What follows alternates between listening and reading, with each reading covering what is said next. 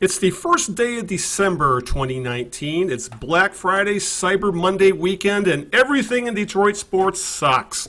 With that, that means it's time for Detroit Sports Talk with Eno and Big Al, the knee jerks. And joining me, as always, is the other jerk, the man who knows a lot of things about a lot of things. And, well, he's not really a jerk. I just, we're friends, so I can get away with that. That would be Greg Eno of numerous places on the web. Greg, what's up, and where can we find your writing? I'm not the other jerk. You're the other jerk. Yeah, we'll just call each other just two stooges at this point. So. Yeah. Well, yeah. Our four teams are yes. Four teams, so. I am Greg Eno from WordPress Out of Bounds blog. You can also read me on my hockey blog, The Winged Wheeler, which is also courtesy of WordPress. Follow me on Twitter at Greg Eno. Follow the Knee Jerks on Twitter at the Knee Jerks, and of course we're on Facebook. A couple of show notes. Like I told you when we were last with you, which was back on November 3rd, because we weren't on November 17th. We will be working on getting a couple of guests, comedian John Wing, yes, comedian, and also Mike Donnelly, our good friend who was just inducted into Michigan State Sports Hall of Fame. Those are still in the works, so we'll let you know when we're going to get those gentlemen on the program, and we'll keep you posted on that. So we'll have a lot of fun with that. We have a lot of bad news to talk about. As Alan indicated, all four teams are in last place, the Tigers finished in last place, and the three teams that are playing right now, all in last place. I can't remember even the 70s. It wasn't this bad in the 70s. All four teams were in last place because in the 70s it seemed like at least one of the four teams was doing okay. Yeah. But not the case now. So that's the sad state of Detroit sports right now. But before we do any of that, we're going to play a game that we like to call Whose Birthday is a Maestro. Everybody knows how we play this game by now. I'll give Al a clue or two or three of an individual whose birthday it is today in the world of sports. And if Al can correctly guess that person within the first two clues, he will receive an Amana radar range. That's funny. When my parents built a house in the early 70s, we had a radar range. That's exactly what it said on the door, radar range. It was essentially space age for the 70s. I like that space age technology. Solid yes, exactly. state. That was another one exactly. I like. Solid state. This person now made his name in the world of baseball. He was born in this state in 1966. He is 53 years old today.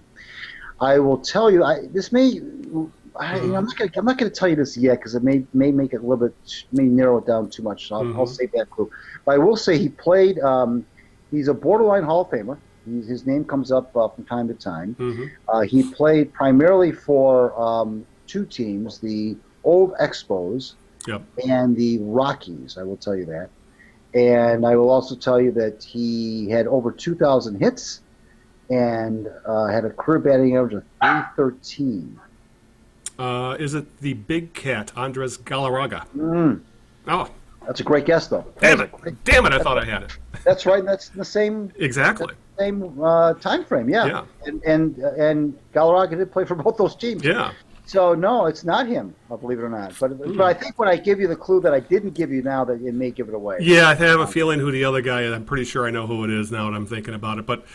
yeah, well, no, I'll make room. I'll get rid of my my microwave for a radar. All right, as we wait for question two, I'm sure you're all waiting with bated breath with that. When I was putting together this podcast, actually we're recording this a little earlier than we usually do because there's no Lions game today as they played Thursday on this holiday weekend. And that game, once again, was not good, but... everything else is not good in this town, as Greg said. No, between the what's going on with the Red Wings, Pistons, Tigers, and for that matter, you can make an argument for Michigan State football and Michigan football. Every fan base is pissed off right now. But we'll talk about that, and obviously we'll do our best to dive into what's going on with the Lions right now, considering since we last spoke, Matthew Stafford went down with broken bones in his back, and they've churned through two other quarterbacks at this point. And there was a report today about Matt Patricia was going to come back as Lions coach, despite being in a hot seat. But there's some issues with the people who are reporting it. We'll talk all about that. But as we were talking about, Greg, before we started recording, we're children of the 70s. And that was a really, really bad era of sports in this town. Really going, for most people, they say that was, for the most part, the worst era of sports in, maybe the whole 20th century when you think, for Detroit sports, because the Lions were mediocre at best. They seemed to be all in the 70s. They were always somewhere in that 6 to 8 win range. Remember, this is a 14-game season back then. And they could never beat the Vikings, ever. They could never beat the Vikings. Back then, but the Red Wings had a couple of spurts, Greg. That was the Dead Wings era. But they also did make the playoffs once or twice during that stretch. And as we've talked about in this on this podcast in the past, one of our most exciting sports memories of that era was the Bill Lahead goal that happened in the 70s in a playoff series. The Pistons, our good friend Coach Ray Scott, he took them to the playoffs a couple times in the 70s, and the Pistons had a couple Hall of Famers playing for them at that point. And the Tigers managed to win a division, rebuild, and get ready for the 80s in a fairly short period of time, to the point where they led the league in losses, and 2 years later they were hovering around 500, building the team that ultimately won a World Series. Here we are today, Greg. The Lions are 3-8-1, last place in the NFC North, and they were the second team to be eliminated from the playoffs in the entire NFL. Since Matt Patricia took over, the Lions are 9-18-1. Patricia and Bob Quinn are obviously on the hot seat. But knowing the Lions, they'll go with that sunk cost, the sunk cost fallacy, and keep them. Red Wings, 7-19-3. They have 17 points. They're winless in 9 straight. They're last overall in the NHL, and Jeff Blashill is squarely on the hot seat. Pistons, 6-13, 2-11 in their last 13 games. 1/2 game out of last place in the Central. This is a team, Greg, that was expected to be a playoff team, but they are currently 11th overall in the East, constantly battling injuries of injury-prone players. What a shocker. The fan base at this point is apathetic about the Pistons at best, and if anything, people who are still interested just say at this point, just tank. Then we have the Tigers, who we bitched about all summer. They finished 47-114, worst record in Major League Baseball. They've lost 100 games 3 straight years, probably on track to do it this coming year. Their win percentage in the second half last year, Greg, I didn't realize it was this bad, 253. And the fan base in this case were accepting of a rebuild, but they're losing confidence and patience thanks to, we're talking historic levels of losing with this franchise. Even on the college side, Greg, things were not looking good for football anyway. MSU football, they struggled to a 6-6 record. This is a team that was expected to compete for at least the Big Ten East. They've lost to Penn State, Wisconsin, Ohio State, and Michigan by the aggregate score, Greg, of 144-27. They only became bowl eligible by beating Rutgers and Maryland, and they struggled to beat Maryland. I watched some of that game yesterday, and it was a brutal game to watch. Mark D'Antonio obviously needs to make big changes, but there is a case for him to move on. He's refusing to. There's a complete void of leadership at Michigan State right now because of the Larry Nassar stuff and everything else going on. So, and he's refusing to do much of anything up there other than stay in his position. And obviously, Michigan football is the best of all this, but they've plateaued at good, not great, which pisses off the Michigan fan bases. You know what they're like. They've kind of plateaued as a top 20 team. Unfortunately, their arch rival, Ohio State, is playing a historic, consistent top 5 heights. Jim Harbaugh, is 0-5 against Ohio State. They've lost the last 2 games to Ohio State, 62-39 and 56-27. Michigan has only beat Ohio State 3 times in this century. We're talking. All we have going for us at this point, Greg, are Michigan State and Michigan basketball. They both look to be solid tournament teams that could do something. Other than that, everything is awful. I mean, how about Eastern Michigan, your alma mater? How are they doing? Well, they finished 6-6. So they could go bowling, which is great for them. Yeah, they're going to go to a bowl, but probably. Well, I mean, they have a chance to go to a bowl, but it was disappointing. They were 6-5, went into their last game, a home game against Kent State, who was 5-6. So they probably should have won that game, gone 7-5, lost it. So they finished 6-6, disappointed. But I guess it's kind of nice. It shows you where the program has gone. Where 6-6 is considered disappointing. A disappointment, yeah. Because 6-6 would have been a cause for a parade down in Washington Avenue. Now it's disappointment, but that's okay. The program is still they're trending upwards. Where Chris Creighton has taken it in 5 years. My only fear is you being an Eastern fan is that Creighton will be poached by a mid-major or something like that. Could be. Yeah. I would actually, frankly, I would be actually kind of proud if that happened, because I don't think that's ever happened since I followed the team, where a coach has been poached like that. That just goes to show you where the program has gone and where he's gone. So it would be disappointing, but it would also be a source of pride to know that he was good enough for another team to another program to. Yeah, because there was talk that even Rutgers might have been interested in him before they settled on bringing back Greg Schiano. But at the very least, they, like you said, they're at 500, and but for historically bad, Eastern is historically a bottom dweller. 6-6, and what they've done under Chris Creighton is damn impressive. And as we joked for a while there, they might have been the best team in Washtenaw County for a while. But regardless of all that, that's pretty much the only bright, sun, the only brighter side we have right now, because everybody else, Greg, is bad, and I have little hope that things are going to improve anytime soon. I mean, especially when I want to putting all this together and actually looking at the numbers and where they're exactly at the standings. Oh my God, it's depressing to say the very least. Well, there's no athlete, Al. I look around the sports landscape and professional sports, and there's so many good, exciting young players in every sport. I mean, you pick any sport and you can talk about all these good, young, exciting players that are just, doing so many great things for their respective teams. And none of the Detroit teams have anybody like that. There's no one really that, I mean, they all have some good players. Even the Lions have a couple of good players. Holiday is exciting and to a degree, and We've got Stafford when he was healthy was an upper echelon quarterback, but there's nobody. The Pistons don't have anybody like that. The Red Wings don't have. They got some young kids that are coming up trying to make a name for themselves, but there's nobody that they have that's. I was watching them play the Capitals last night, and of course the Capitals are one of the best teams in the league, but still, I mean, there's no one. The Red Wings have no one in the stratosphere of some of these top guys that the Capitals have, and then the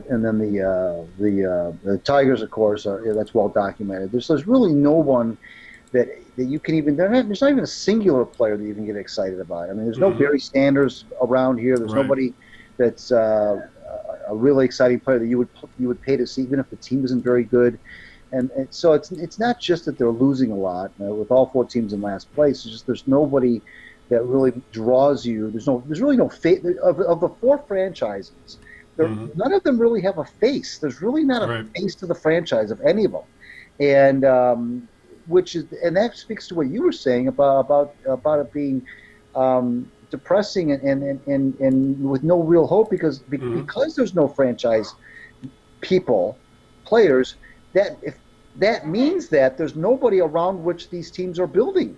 Yeah. There's no building block. None of these four teams, maybe the Red Wings a little bit with some of their forwards might have something to build around there.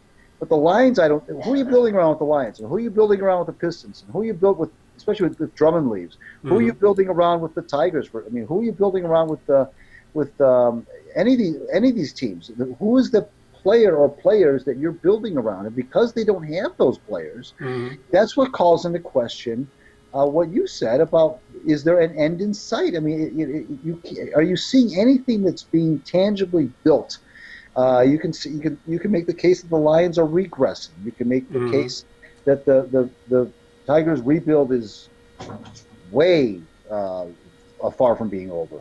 You can make the case that the Red Wings are maybe not as close as we thought they were. You can make the case that the Pistons are just they could be completely blown up after the season, and they could be starting from scratch.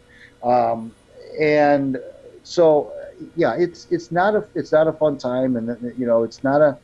And I know that there's some people out there where they would poo-poo this whole thing. Oh, it's just sports. It's just a game. It's not real life. But it's been proven that there when teams are winning and there's a esprit de corps in around town, and it just makes people more when they're not winning, and there's just a lot of. I know that it's not real life. I get it, but people use sports as an outlet. They have a tough life. They work their butts off 9 to 5 Monday through Friday. They come home. They want to see their teams do well, and they do get emotionally invested. And whether that's right or wrong, you could argue if that's right or wrong, or if that's healthy or not healthy. But it's true, and they use it as an outlet. They use it as an escapism to get to take their minds off what else is going on in their lives. And I think fans are getting sick and tired of seeing their teams. Getting their brains beaten every night. I mean, the Red Wings aren't competitive.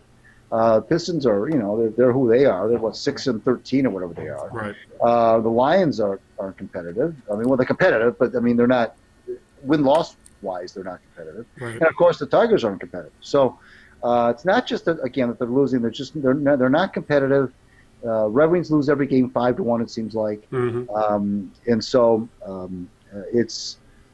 It does affect people, rightly or wrongly. It does affect them, and to see all 4 teams in the dumpster at the same time is just really, again, it really is unprecedented. You were talking at the top of the show about the '70s, and you're right. There were some teams that bobbed to the surface, had their moments. Even the Tigers, when they were really bad, they had Fidrich. They had the Mark Fidrich year, which kind of was a distraction away from how bad the team was. And and you mentioned Lahead, and we had Billy Lahead on the show several years ago, and we talked about that goal and how much that meant to fans back in that day. And he was very proud, of course, to be associated with that. And the Chris Ford steal in '76. So I forgot about that. Yes, these were the little things that we would hang our hats on. But this is really.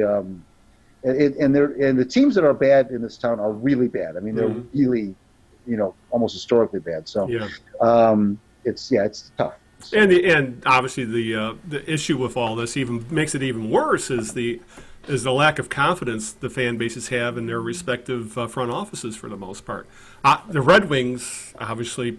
That's the only team right now that has any kind of hope in their front office because of Steve Yzerman.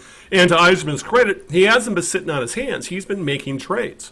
He's picked up a couple forwards. He picked up a goalie. He kind of had his hands forced with the injury to Jimmy Howard. But no, he picked up a young goalie for essentially a spare piece down at I wanted to say Adirondack, down in Grand Rapids. So at least he's doing something, and I'm also getting the feeling that Jeff Blashill is just essentially keeping the seat warm for whomever Yzerman deems is going to be the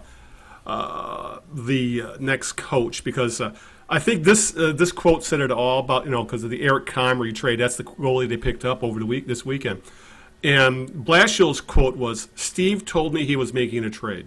That's all he knew about it." That doesn't sound like a head coach is being kept in the loop, does it? I don't think there's much of a relationship there between Yzerman and Blashill at this point. And why would there be? Because he's not he's not Yzerman's guy, and he's here because one, the team's bad, and obviously two, there was a contract. So we can expect. I'm sure we can expect even more shakeups with the Wings and we're seeing Yzerman not sitting on his hands. So there's some hope there. And as you said, there appears to be some building blocks, even though I'm with you. I thought this team would be better than they are right now. And I still think a lot of it may have to do with Blashill because I hate the way he's handling his young players, specifically what should be their top line, and he's playing mix and match with these players again. I don't know if you caught it. I don't know if you caught it, but there was a report that came out about 10 days ago or so where Steve Yzerman was talking to, I can't remember what the source was, who reported this, but Yzerman said he was pleased with the job last year. This was like 10 days ago. He was before they started losing big time again. Well, they were still losing at that time. He wasn't. I mean, there's been a lot more losing since then. But he said that he thought that he was seeing a competitive team, and he liked the way that they were practicing, the way they were working. I'm thinking, well, he would know more than I would, obviously, better than I would. But that could just be GM speak. Well, it could be. I mean, I don't know.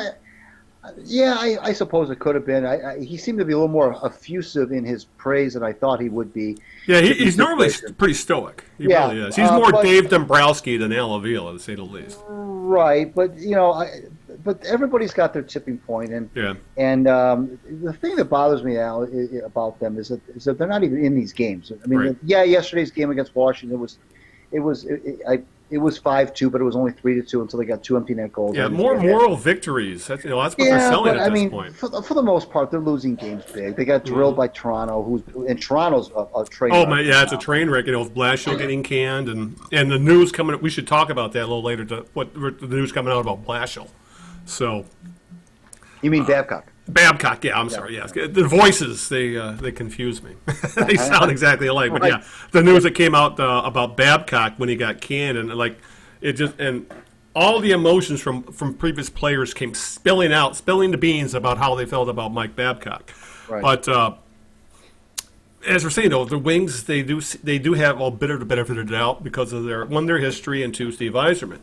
These other franchises, I mean, for the Pistons who are playing right now, I believe they play in about. I think right now they have a game getting ready to start, and they're playing another team that is finally, I think, tipped from good to bad, and that would be the Spurs. So both teams that are struggling to stay playoff relevant, but the Pistons essentially decided to build their team, Greg, around injury-prone players, and all of a sudden people become.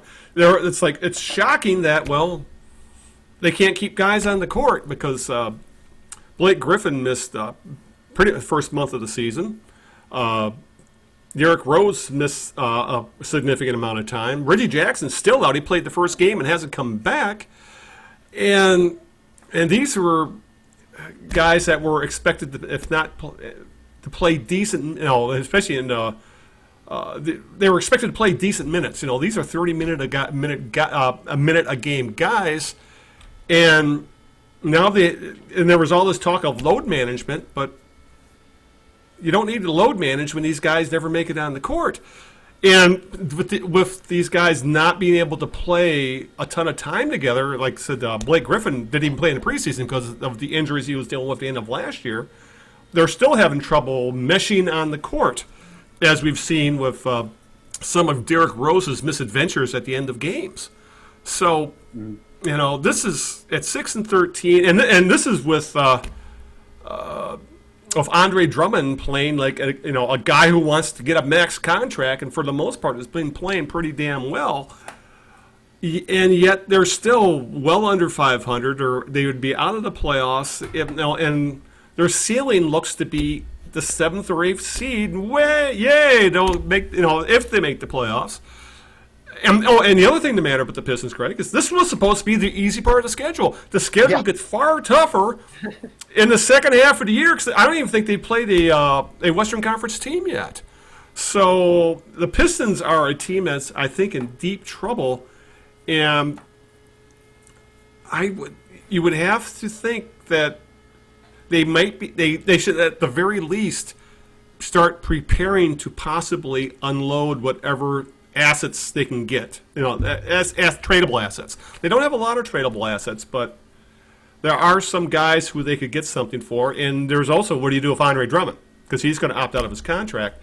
And is he worth re-signing or keeping or whatever? And if you're not going to keep him, then you got to trade him. So the Pistons are really a mess just because they have so many, between the injuries and injury-prone players and these free agency loose ends they have to decide what to do. That front office has got to be, I wouldn't say in chaos, but this front office needs to think that they may have to make some changes on the fly from going from a expected playoff team to a team that is going to be in the lottery. Yeah, right. If everything was going to break right, they were going to be probably maybe 500, maybe a little bit above. Right. Blake, once again, his health was an issue, and Reggie Jackson as well. They just right out of the gate, they didn't have their roster set from the beginning. It's given Dwayne Casey a chance to play other people, but kind of out of position and kind of not the Bruce Brown is a point guard and things like that. Yeah, not the right rotation.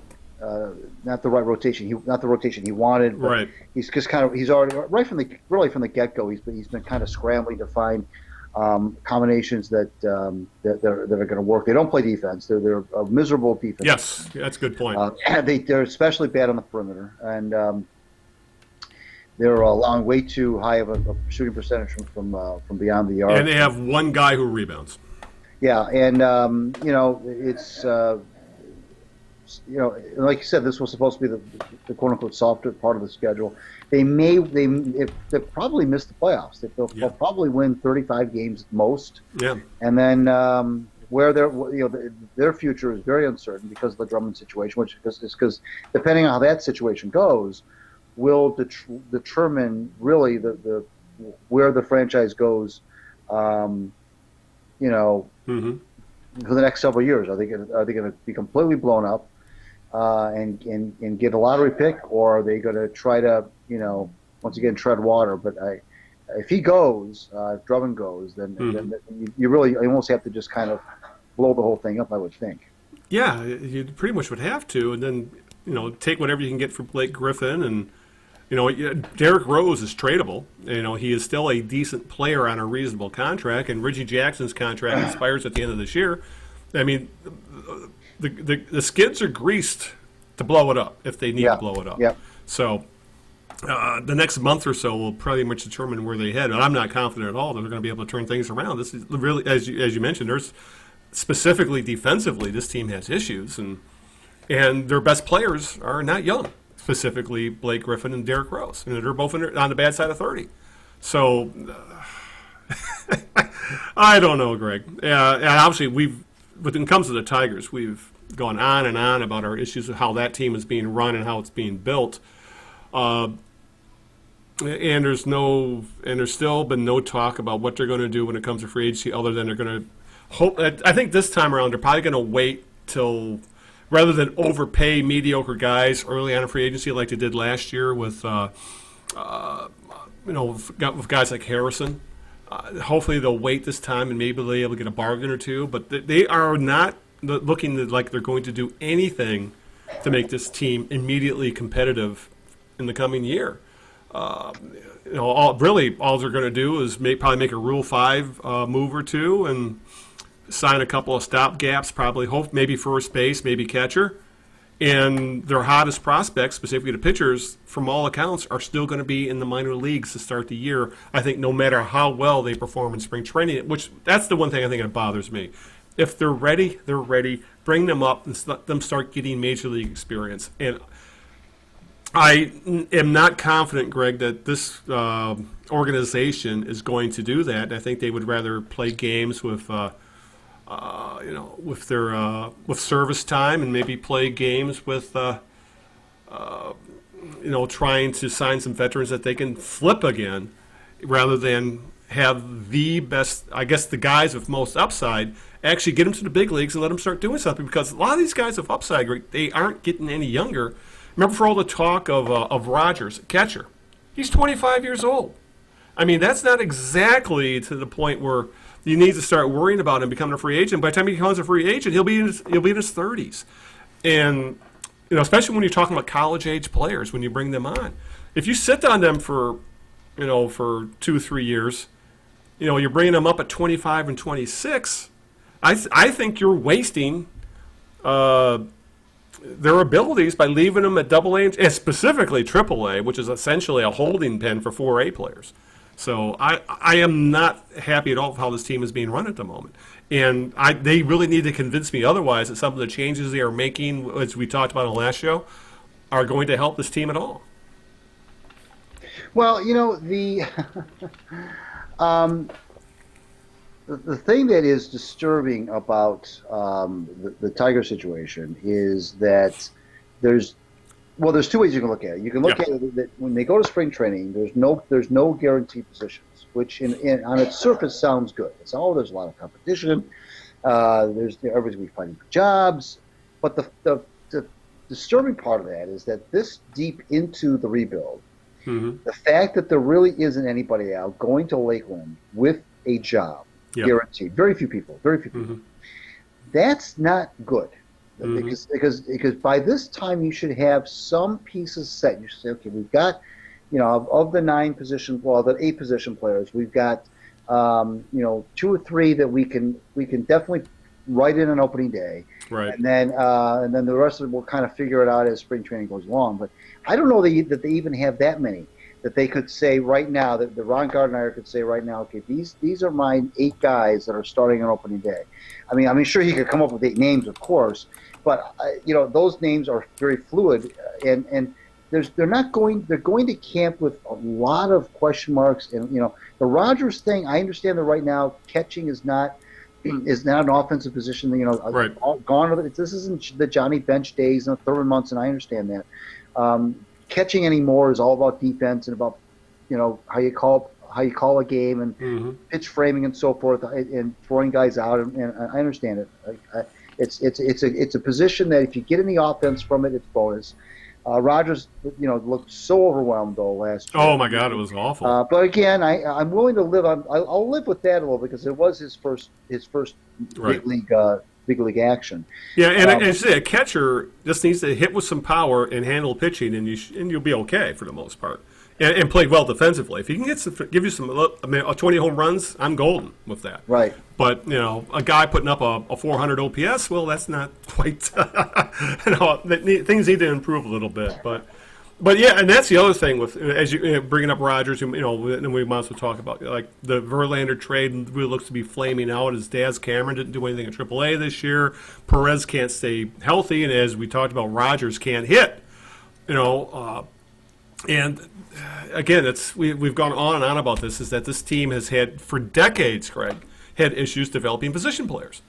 You could probably name on one hand the number of position players. Good position players, I should say, this franchise has churned out over the past few decades. So, and there's no sign of that changing right now, because almost all the supposed good prospects, other than Isaac Paredes, for example, I think is at AA. Other than him, almost all the other big-time position prospects are sitting at single A or lower. So, this is. Again, been completely underwhelmed with this rebuild, and looking how other teams have been able to get good, are good, get bad, and they get good again in much more compressed time frames. It's hard to buy into what the Tigers are doing right now. Well, it is hard to buy into what they're doing right now, because there's no a real appreciable signs for improvement, but I'm still willing to let 2020 play out. Give these kids another, give the organization another year of seeing what they can. If I see a direction, if I see some tangible improvement with some of these kids, I'm not going to go crazy yet. Yeah, and we still have to see spring training. Maybe I'm wrong, and some of these guys will actually be on the roster to start the year. Right. So I'm not going to go jump off a bridge yet, but this 2020 season, more so than 2019 for sure, is going to really either get a lot of people. This is going to be a big year for this team. It really is. Yeah. I'm not talking about in terms of wins and losses. We all know the wins and losses are not pretty again, but I'm talking about seeing some tangible improvement. And I'm not even really sure, to be fair, what that even really means right now. I haven't really it's decided to me. It's more of an eye test thing, but the fan base the fan base is I think right on the edge right now. And 2020, it's not necessarily about wins and losses, although that's a big part of it. I think the fans will be placated if they can start to see some of these youngsters start to take hold and look like big league players and say, okay, we've got something to build. Just like the Red Wings, at least with the Red Wings, as bad as they've been this year, you can still you can still say, well, there's Larkin, there's Mantha, there's when Mantha's healthy, there's Bertuzzi, you can point to some kids, this new kid that they got from St. Louis, Fabre. Right. You can point to some. There are some. Yes, there's a lot of holes. I mean, they don't have any goaltending. They're still weak defensively. They don't have any special things. I understand all that, but you can at least point to. And then, of course, the GM. That's the big factor too. The GM gets a lot of a wide berth as well. So with the Tigers, though, this is the year coming up in 2020 where I think you're going to have to really. A lot of fans are really on the brink of jumping off that proverbial bridge. And if this is a big year coming up, because we've also, the other thing too, Al, is we've been sold this whole 2021 thing. Now we haven't necessarily been sold it officially by the team. It's not like the team has come out with some sort of a campaign that says see you in 2021. But that's been kind of like the overriding belief is that 2021 is supposed to be the year where they'll either A, start to spend some money, or B, that this is supposed to be when the team is going to take this next leap. So in order to do that in 2021, you have to set it up with what goes on in 2020, because you can't go from 47 wins, obviously, to 75 wins. You've got to have some sort of step up a little bit, take a little step up. Maybe, again, I know it's not strictly about wins and losses, but if they were to win 65 games, I know it's a very paltry sum, but if they were to win 65 games next year, which is an 18-game improvement, I think that you could say, okay, that's still not good, obviously, but you'll live with it, because this now shows some market improvement. And beyond the wins and losses, if you can see some of these youngsters start to mature a little bit, start to become, you can see something, there's something there. Something you're like, there's some big league talent here. Right now, 2019 was a wash. We understand that. It was all about, they were just trying to get through the year. They had 50 pitchers, 35 position players, whatever they had. But now it's time to start to settle in on who are these kids going to be? Who's going to be the core of this 2021 and beyond contending team that we keep hearing about? And right now, as we sit here in December 2019, that's not very clear. So you have to, as the year goes on next year, Al, the Tigers really need to hopefully identify some of these kids who are going to be here, not just as a stopgap, not just breezing through town just to because they have a pulse. You have to start to identify who the kids are that are going to be that are going to make up this core of a winning team.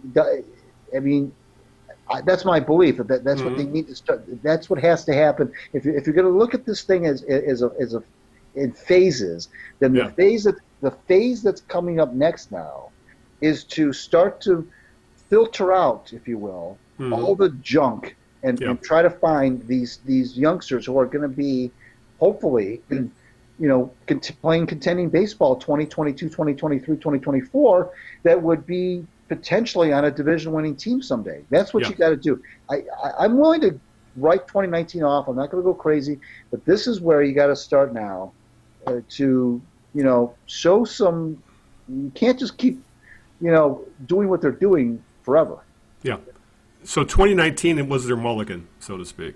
You're giving them a bit of a mulligan on that year, right? And now they're saying you're going to have to play this one as it lies in this coming year. So, which makes sense. And I agree with you. I think it's more about the eye test than anything else with some of these young guys. If we start seeing them phased in throughout the year, and because I'm not anticipating a whole lot of wins. I would hope 65 wins would be the bare minimum this team would be able to put together. I mean, there's no reason for they should be losing 100 games a year over and over and over. But it's this is the year we need to see some kind of progress, because it's been taking 2 steps back with no steps forward over the past 3 years. Now is the time to at least start taking some.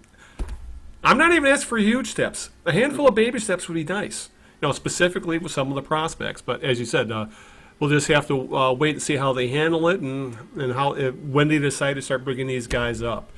And if I was a betting man, I would bet we probably wouldn't even see their most hyped pitching prospects anyway till probably after the All-Star break next season. But that could change with injuries or trades. Matt Boyd gets traded, things like that. We'll see what happens. But I agree with you on that. This is the year we need to see something from this rebuild. I mean, we're not talking 500. We're just moving forward, and we'll see what happens. All right, Greg, before we get to the Lions, how bad they are and what's going on with them, was kind of continuation of this discussion. What's your question 2 of the birthday game? Well, before I get to question 2, let me give you some good news. I just got confirmation from comedian John Wing. He will be with us on the 15th. So awesome. 2 weeks from tonight. He is, anybody wants to follow him on Twitter, he's at John Wing 5. JOHNWING and the number 5, John Wing 5. He's a funny guy. He'll be with us on the 15th. He was born he grew up in Windsor, in the Windsor area, so he's a big Detroit sports fan. So he'll be with us on the 15th.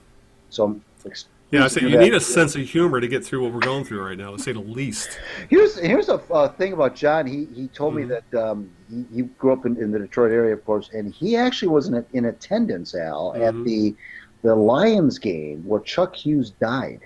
Really? He was at that game. He says, I remember the ambulance. He says, I remember Dick Butkus. He says, I remember the whole thing. I said, wow, that is something else. Yeah, that's something. He said he went to the game with his dad, and he was like, I don't know, 10, 11 years old at the time, and so it was like, wow. So anyway, John will be with us on the 15th. I've got his cell phone number, which I will email to you, Mr. Beaton. Let's go to question 2 now of the birthday game.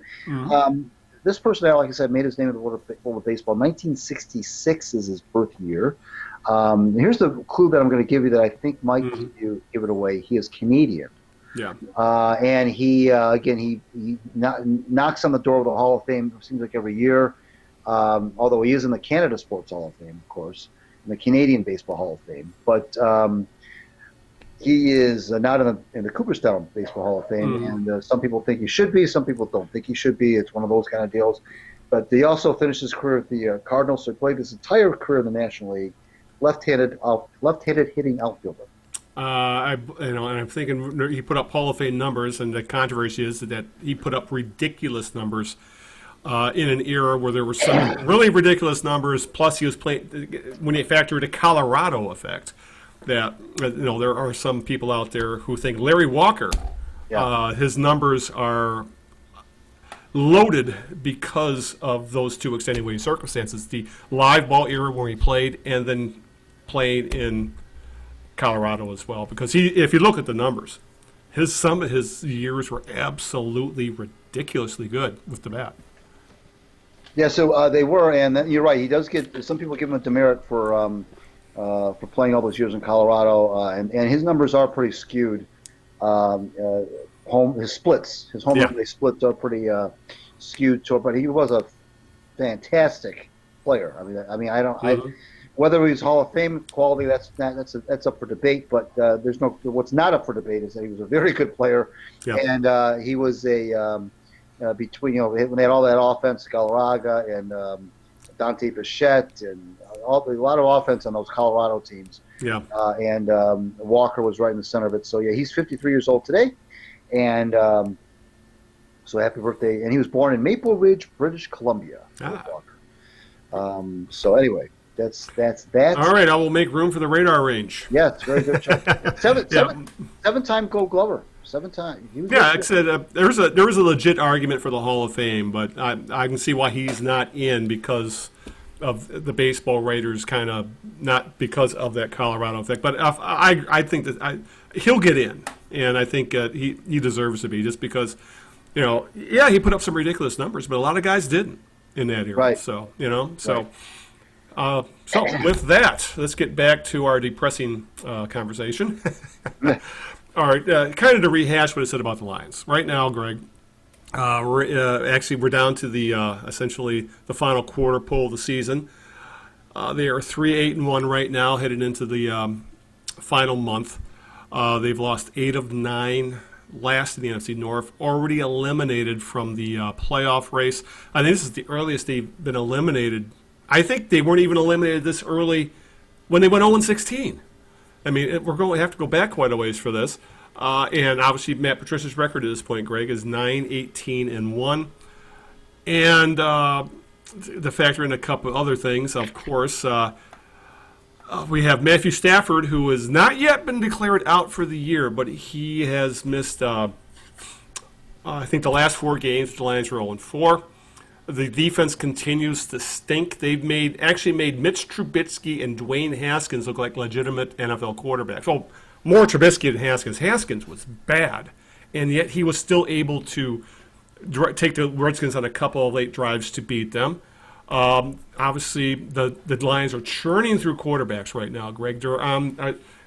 They've gone through 11 since the end of last year.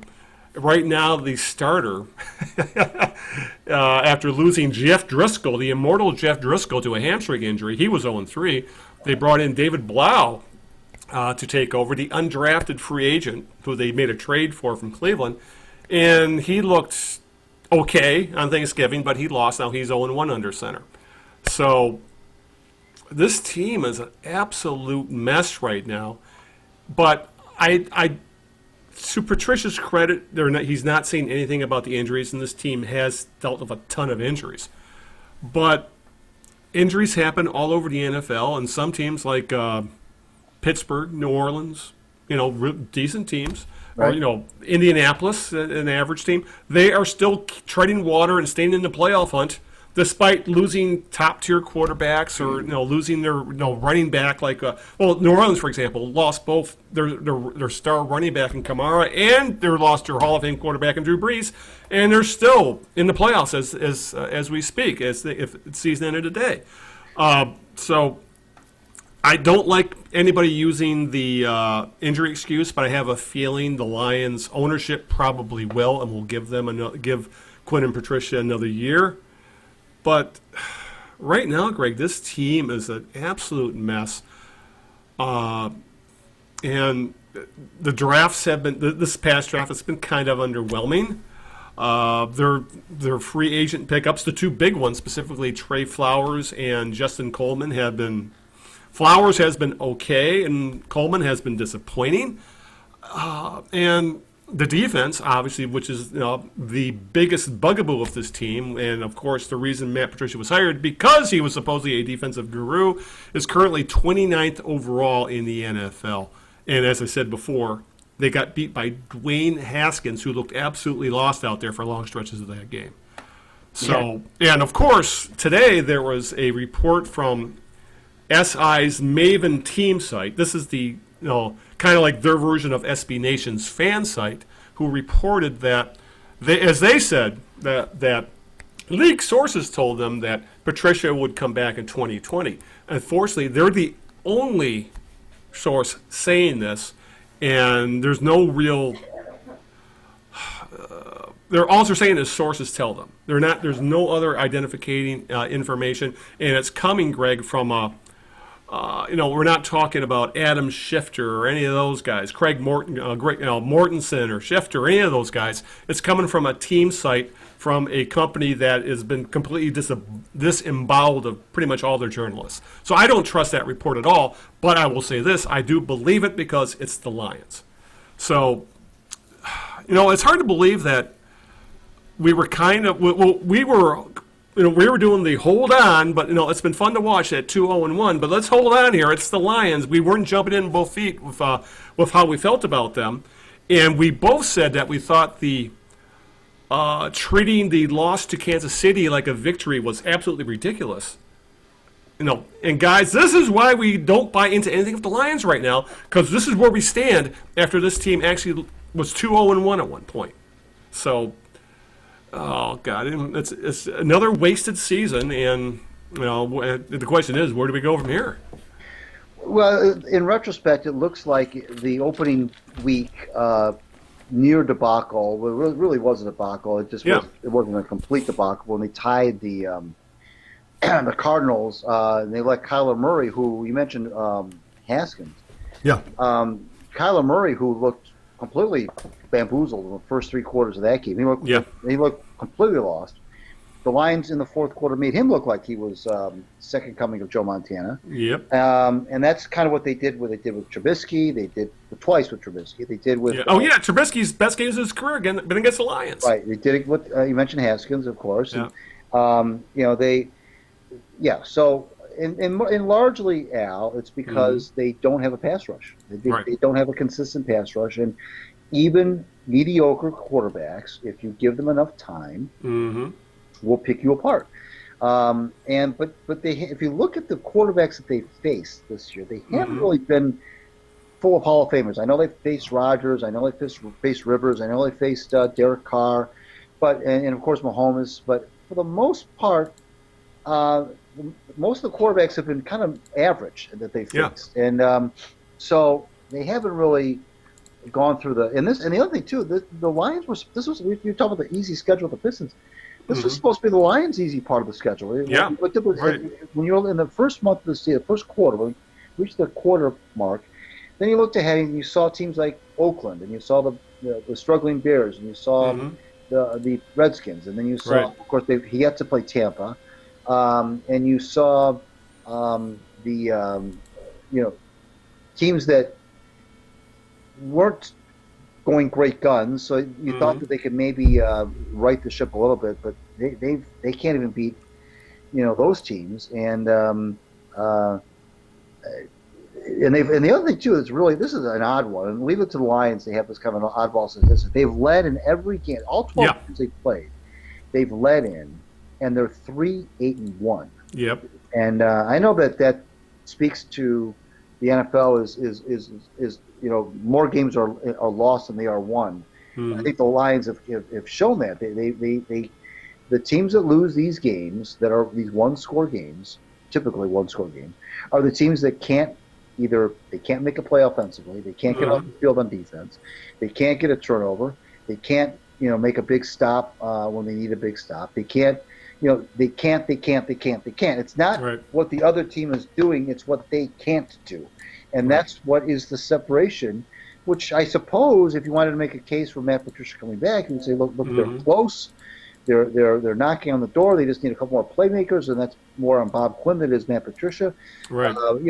I'm not going to jump off a bridge if they bring Patricia back. At this point, if you want to bring Patricia back for a third year, go for it. All I know is that that would be the absolute max that he would be allowed here if they stumble again next year. I don't care what the talent level is.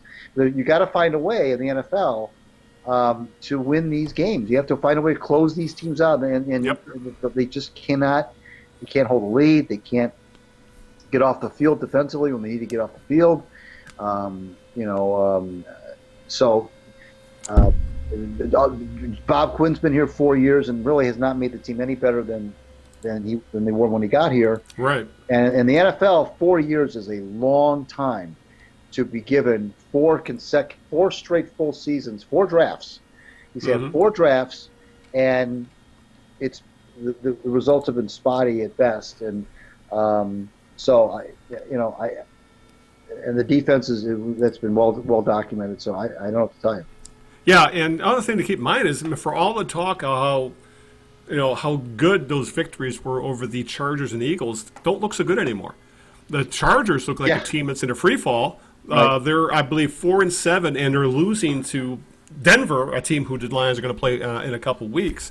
And Phillip Rivers looks like a shell of the Hall of Fame quarterback he used to be. And for that matter, the Eagles are a team in complete uproar right now. With Doug Peterson suddenly being on the hot seat, because I believe they're 5-7 now. Both these teams are under 500 and not looking very good doing it. Yet at the time, it was, these are great wins for the Lions, and now it looks like they beat a couple teams who are in the same damn boat as they are. So for all the talk about how this team has won games. The games they've won, Greg, don't look all that impressive at this point. And as you said, it's really looking like the Arizona game was really a true barometer of where this team is, and it's not very good. And I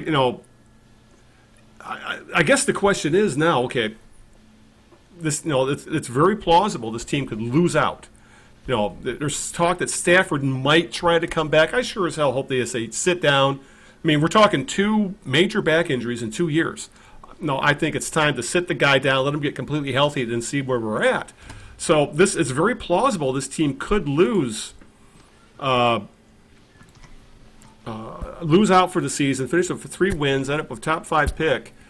Again, do you trust this current regime to continue moving on with what they're doing, considering, I know the infamous words of Bob Quinn that when he let Jim Caldwell go, that 9-7 isn't good enough, to paraphrase him. And now here we are, almost 2 years later, and we would kill to have a 9-7 year, and have the winning record that Jim Caldwell had, who 4 years, 2 playoffs, 3 winning years, 2 playoffs. It was for the Lions. That puts them in the upper echelon of coaches of their history. But I can understand moving on from him because I think most everybody thought that he had plateaued. He was not going to get the Lions any more than a wild card team that might get lucky and win a division very occasionally. That's who they were. So I could understand wanting to move on, but replacing him with Matt Patricia, who, from all accounts, there has been a huge uproar in the locker room over the changes he's made and wanting buy-in, and they've lost some pretty damn good players because of it. Such as the trade of Tate, trading Diggs this year. It would not put it past them to trade Darius Slay this coming off season, and the fact that Patricia was sold as he was going to build the defense, and the defense is worse than it's ever been. Do you trust these guys to continue with which turned into a rebuild when it was being sold to us as a reloading or getting over the hump? I'm not sure. If I'm Martha Quinn, I'm having second, third, and fourth thoughts if I want to continue down this road. Specifically, if you think there is talent on this team, which there is, but are these the right 2 guys to implement it? And if I was in Martha's shoes, I think I would be ready to move on from this because, what's improvement next year? 7 wins, 8 wins? Then we're almost back to where we were under Jim Caldwell.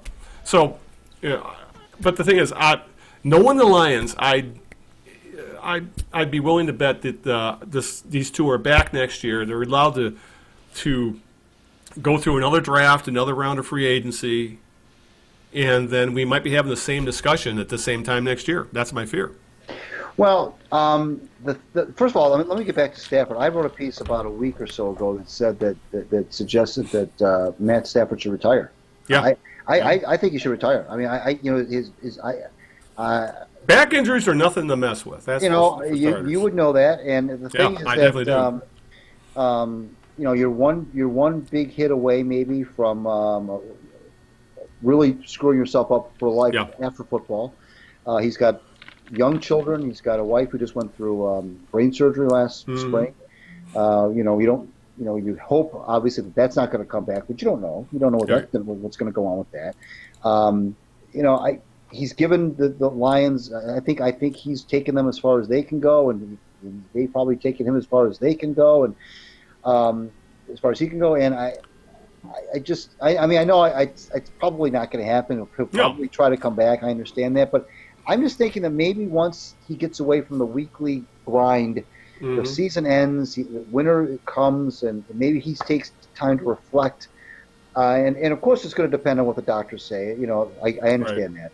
You can always find a doctor that's going to. You can always find if you're a professional athlete, you can usually find a doctor who's going to tell you what you want to hear. Right. But maybe once he takes some time to reflect a little bit and get away from the weekly grind and get away from the guys a little bit, get away from that atmosphere. Because now is not the time. And like the 8 years straight he's taken of a beating. Yeah, I wouldn't expect him to make that decision now, but I'm thinking that maybe once the season ends and he kind of gets away from football a little bit, reflects, thinks about it, talks about it with his wife, and he may decide that it's just not worth it. Go with the Andrew Luck route, in other words. Yeah, he might. Yeah. I wouldn't be surprised. I really wouldn't be surprised. And frankly, I kind of hope he does that because, and it's not because of any sort of grievance I have with the Lions. Right. I just would hope that it would kind of force their hand to say, okay, he's not the guy. We got to get another. Blau, who knows? I mean, I don't know what they have. If they have anything with Blau, I don't know if they have anything with Driscoll. I have No, these guys are at best career backups. All I know is that they have not drafted with the idea. They have not drafted a quarterback with the idea of that person being a long-term solution. Right. If they stumble upon a Driscoll, they stumble upon a Blau, which they've done. It's exactly what they've done. That's fine, like you said, as a backup situation. I don't see either of those guys necessarily. Now, I could be wrong. Maybe if, let's say, Stafford does retire and they make Blau the number one guy, they make Driscoll the number one guy. Maybe you can win a few games with those guys. I don't know. All I know is that that's. I would say, Jeff Comlow won 2 games, so that's not usually the. What I'm saying, Al, is that usually when you look at teams who have those big time quarterbacks, the guys that are the upper echelon quarterbacks, these teams that have them didn't stumble upon them. They didn't pick them up as undrafted free agents at the end of training camp. They didn't sign them off the waiver wire. These are guys that were drafted. These are guys that were drafted, that were molded, that were brought in. Maybe even if they didn't start initially, even if they weren't the number one quarterback when they were drafted, they were nonetheless groomed to be, because they believed enough in them to be. Now, you don't find your quarterback. Usually, you don't find your quarterback of the future off the waiver wire. I mean, this isn't Johnny Unitas back with the Colts back in the 50s. I mean, you usually don't do that. Those guys are the backup guys. Those are the guys that get waived out of the league. Yeah, okay, you may latch on with the team and they may show some flashes of brilliance. What happens? It's like what Driscoll did against Chicago, where he threw an interception at the end of the game.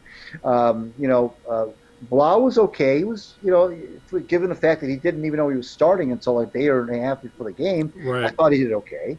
But we don't know. We don't know anything about this kid. We don't know if he's. All I know is that the Browns drafted him. They didn't like him. The Lions liked him more than the Browns did. They picked him up at the end of training camp, and here he is. And that's good for him. But that doesn't mean he's going to be the guy starting quarterback for the Lions for the next 10 years. So they haven't done anything in terms of looking for that future quarterback. But back to what we were saying about the Lions is that you have to be able to build through the draft, and they have not done that. There have been 4 drafts now Bob Quinn's had, and there just hasn't been a lot of a lot there to really make you feel warm and fuzzy about what's going to go on in the future. They just have a woeful lack of playmakers, especially on the defensive side of the football, and that kills them. That's why they can't get off the field on third down. That's why they allow game-winning touchdowns in the last 5 minutes.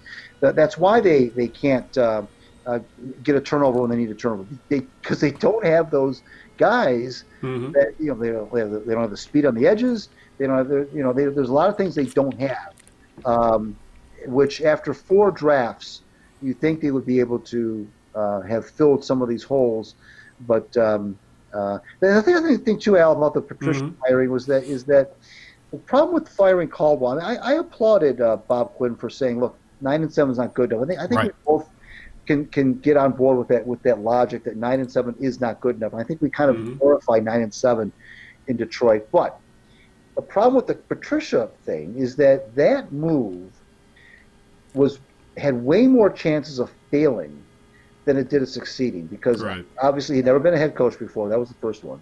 Number 2, you're putting all your eggs into this, I'm going to hire my buddy basket. And I understand that there's a familiarity there, and maybe they have the same philosophy. They came through the New England system together. I get it. But still, when you fire a respected, experienced head coach who's been to the promised land, although he didn't win the Super Bowl, he got there.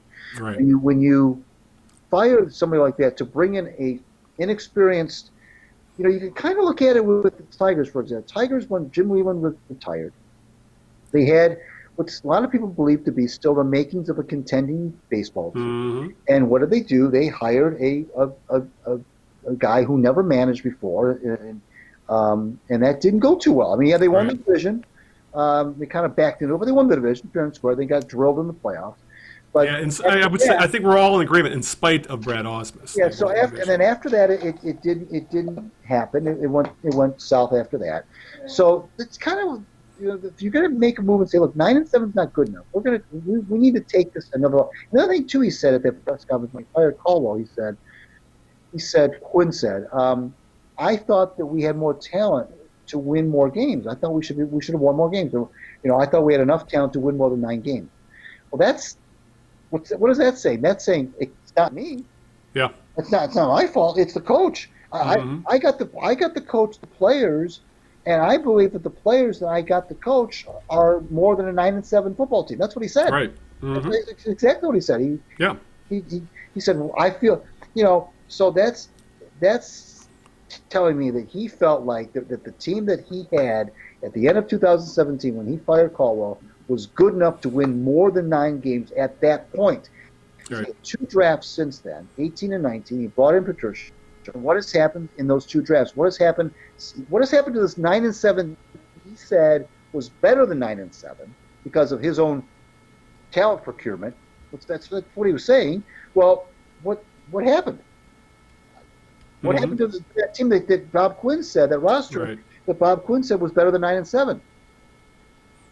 Yeah, you're right. I lost my earphones there for a second. Yeah, because I can't see you move anymore because the video is frozen. So, but I can still hear you. So we can at least we can continue. But yeah. Well, let me ask you this: since you're on record that you're moving again.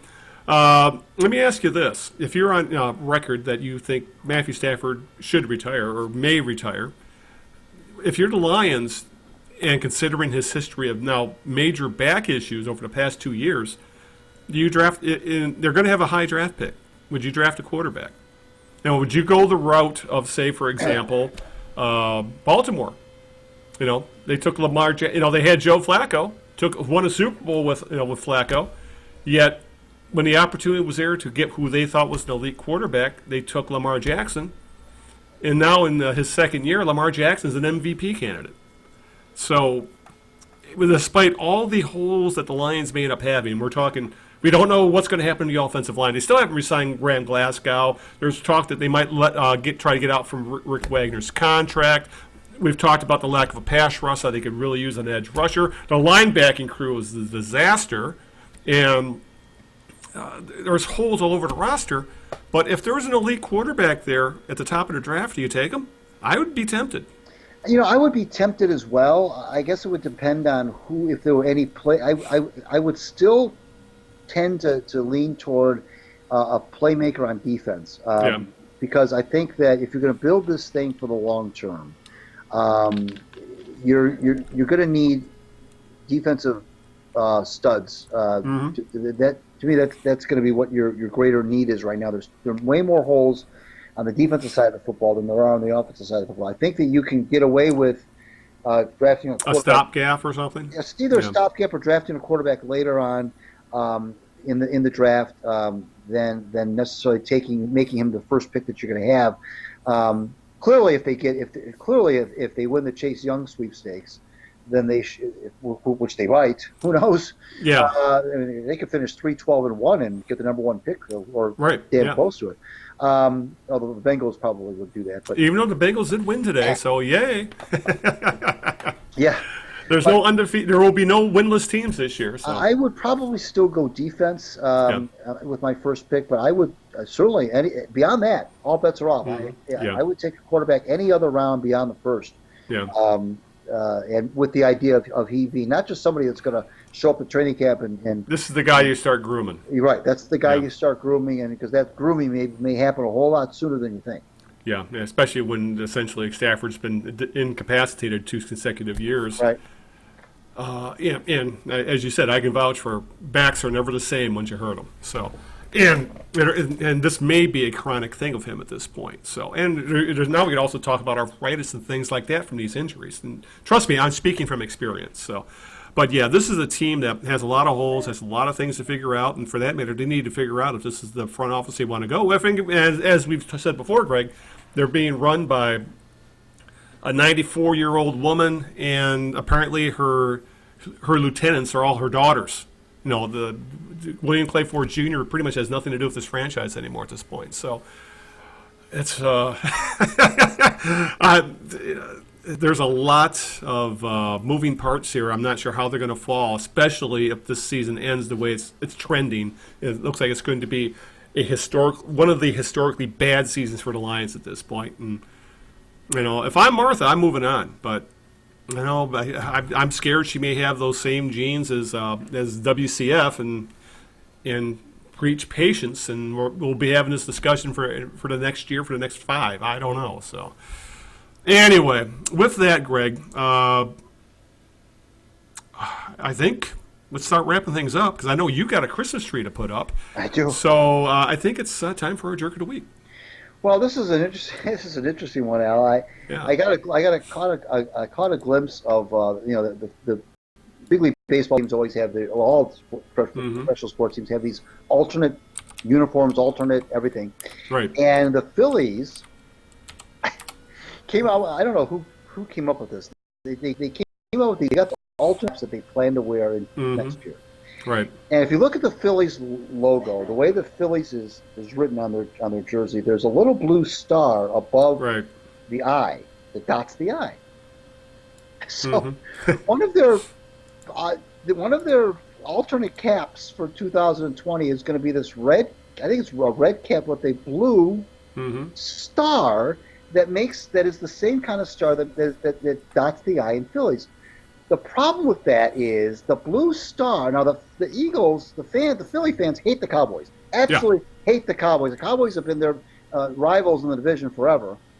They hate the Cowboys almost as much as the Redskins hate the Cowboys. And now you're going to put a blue star, which is the Cowboys logo, on a Phillies cap. I don't know what they're thinking. What is the marketing department in Philadelphia thinking for the Phillies, their baseball team, to be brandishing these caps with a blue star on it? Yeah. Which, when you think of a blue star, you think of the Dallas Cowboys. That's the first thing that even fans that don't even know a lot about sports think about the Dallas Cowboys. And why would the Philadelphia fans, be on board with showing a blue Dallas Cowboys star on their team's baseball cap? I just thought it was a complete joke.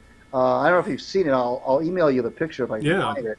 But who in the marketing department decided that was a good idea? That'd be like the Lions had some sort of, or the Tigers had some sort of an alternate logo that looked like the Vikings logo or something. Yeah. Like, come on, use your head a little bit. So my jerk of the week is the Philadelphia Phillies PR department for coming up with this ridiculous, or whoever came up with this ridiculous notion of having a blue star on a Phillies cap when they're big rivals of the Dallas Cowboys. Yeah, I don't think the Phillies PR department has done anything useful since they came up with the Philly Fanatic decades ago. So, and he's been overshadowed by Gritty with the Flyers anyway. So, anyway, but yeah, I'm with you there, and I hate the alternate uniform thing anyway for the most part.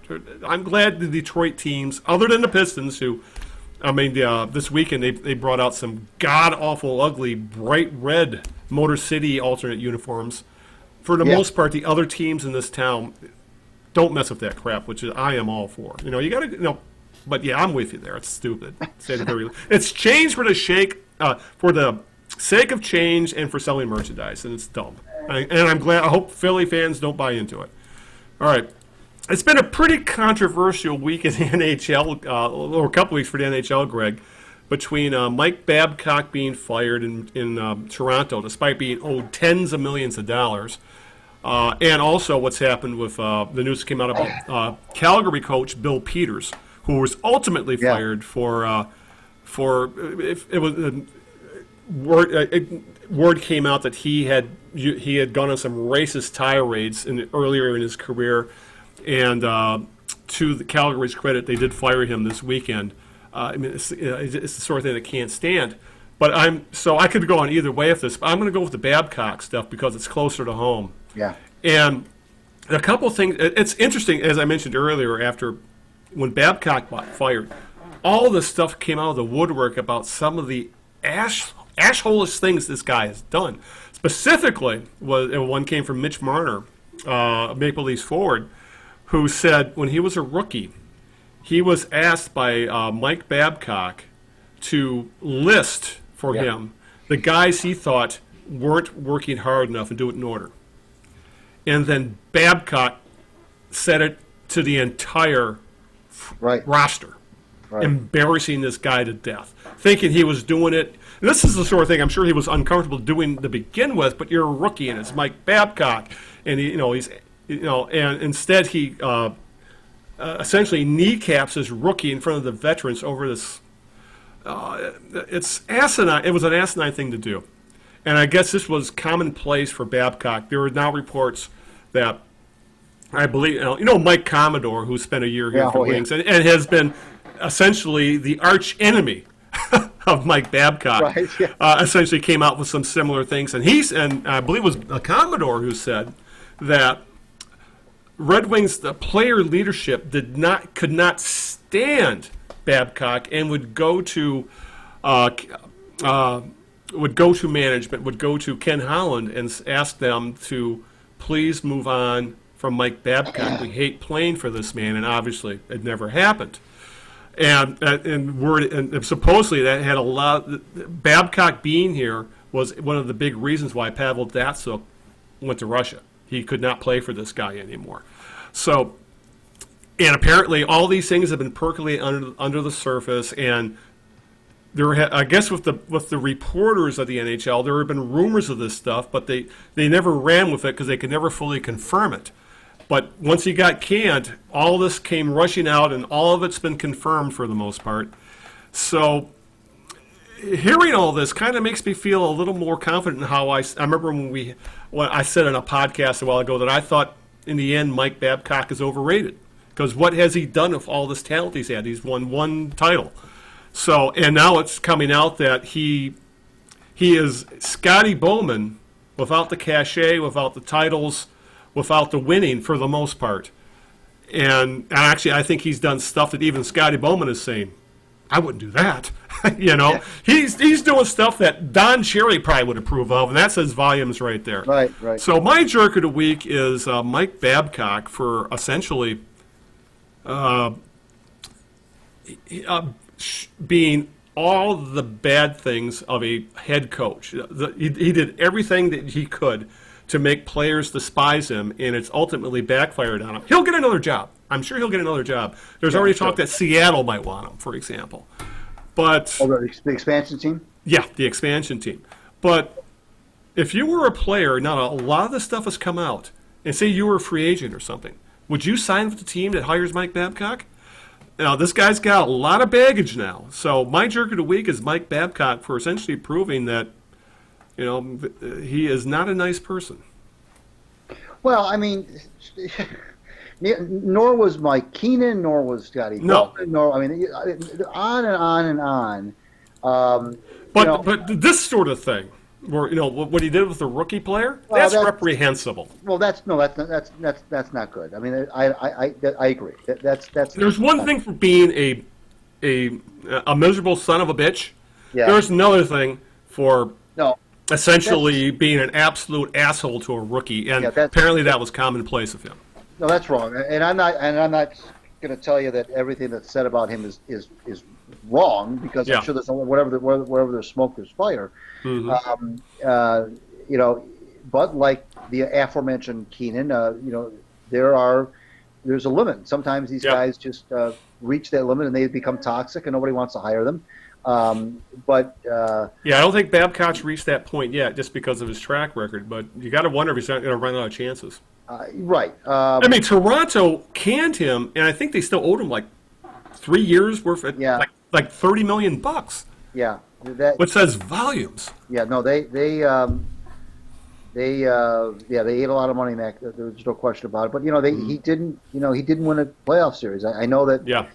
He was hired. Yeah, he was hired to do one thing, and he did. Hired to do one thing, which was the big thing, which is win the Stanley Cup, and they didn't even win a playoff series. A playoff series, right? And they were in the middle of, I think, a 6 or 7 game losing streak when they fired him. Mm-hmm. They promoted the guy who coached their minor league team. So we'll see how that goes. But apparently he lost Austin Matthews, and you lose a star player, you're done. So, but it doesn't take away anything from what he's accomplished in his career, but it does make you wonder if maybe next time we'll see him will be in a TV studio somewhere. Maybe he'll be one of these guys that becomes a very Melrose type. He's in the studio the rest of his career. I don't know, but he doesn't have to coach anything for a while because he's got all this money coming from the leagues. Yeah, exactly, a crazy amount of money. But there's a team that can afford it. It's Toronto. They are the. They're essentially the Yankees of the NHL, media-wise, too. I mean, they are the team in Canada. So, but, I mean, I could not – I was surprised. I was somewhat surprised they let him go, but when all this stuff just spilled out after the fact, it's like, oh, that's why he got fired. But as you said, when you lose a guy like Austin Matthews, who has a Hall of Fame talent, you're not going to remain a head coach very much longer, so – but the NHL, they got some stuff they got to sort out. Between the Babcock stuff and the Peters stuff, the NHL culture is really looking pretty damn toxic, and the young players aren't really in a position to do anything about it. I think the league itself's got to do some self-reflection because they have come out looking really bad over the past couple of weeks. Well, it's strictly from a hockey sense. Forget all the other stuff with Babcock and Peters, but as far as Babcock goes, strictly from a hockey sense, there are a lot of criticisms of Babcock's coaching methods. Not talking about the league has kind of moved on from what he does. That the way he uses his players and the way that he's got maybe more of a he's behind the time. Maybe the game's passed him by. Maybe that kind of a thing. So. That's something to look out for. That's an interesting one. I would be interested to find out if a team, you mentioned Seattle, which could maybe get away with that because they're an expansion team. Yeah, and that would be a big get for a team, a name coach to take over an expansion franchise. I don't know if he would get another try based on what because these. I mean, everybody talks to each other in the league, and everybody knows what everything's going on, and. It may be that again, like Mike Keenan, who eventually just couldn't get a job. Yeah, he's going to have to do some major image rehab. Yeah. Because, as you said, players talk, and a lot of players do not like playing for him. Yeah. And the league's different than it was when, say, Scotty Bowman was around too. Right. So, and players are treated differently, and the league is a much more ethnically diverse league now than it was 30 years ago when Scotty Bowman was at his peak. So. Right. And for that matter, players are treated differently than even how Mike Babcock has been treated players over the past 20 years. So, like I said, the NHL has some issues they need to figure out, and this is it's a different era. You can't pull shit that you pulled 20 years ago. Now it's just a different era. Things change. Morals change, and things and needs to change in NHL. And the stuff I'm hearing about Peters and Babcock were reprehensible, and hopefully they can move on from that and become a better league, pure and simple. All right. With that, Greg, let's get the thank yous and and all the other fun stuff out of the way, if you may. Sure. You can read my WordPress stuff, Out of Bounds. And you can also read my hockey stuff, which is the Winged Wheeler, both also hosted on WordPress. Follow me on Twitter at Greg Eno. Follow Knee Jerks on Twitter at the Knee Jerks, and of course we're on Facebook. And I told you earlier, we did get confirmation that me and John Wing, who I emailed you all of his information, will be with us on the 15th, 2 weeks from today, to talk about sports from his perspective as a sports fan and a comedian. So that'd be kind of fun to do. Yeah, after our downbeat conversations we've had lately, we need this. Right, exactly. So look forward to talking to John, and then again, we hope to get you Mike Donnelly on the show pretty soon as well. Talk about going into the MSU Sports Hall of Fame. That's a big deal. And also Al's going to tell you how to listen to the show. Yeah, exactly. We are available on numerous places on the interwebs. Of course, the big one is Apple Podcast or iTunes, whatever you want to call it. We're also on YouTube, where you can watch us chat away in our aging mugs. We are on Stitcher Radio, which is available pretty much on every device out there. You can get to Stitcher.com through your desktop web browser, your laptop, your on Android, on iOS, pretty much any device out there, you can use Stitcher. We're also available on several other podcast providers. We're on iHeartRadio. We're on Spotify. We're on Google Play. And, of course, you can find us at the main homepage if you want to directly download the episode, thekneejerks.net, which will take you right to our latest episode, where you can right-click on the MP3 and download it. And I think that about covers it. I just want to give a shout-out to my girlfriend Linda, who is actually not at work yet. We're usually talking about this a few hours from now, but she'll be busy saving lives tonight. Shout-out to you, Greg, for taking time from your busy Christmas schedule to talk sports. And I want to say hi to Bean. I heard him earlier in the show. And, and I think with that about covers it. I almost forgot to. Go ahead. What I usually say, which is thanks to my lovely wife Sharon for putting up with this nonsense, and thanks to you for making Sunday night so gosh darn fun. Indeed, but it's Sunday afternoon, so there. And with that, let's call it an afternoon. So until this time 2 weeks from now, this is Al Beaton saying good afternoon, good luck, and aloha. Ciao, everybody. We'll see you in 2 weeks.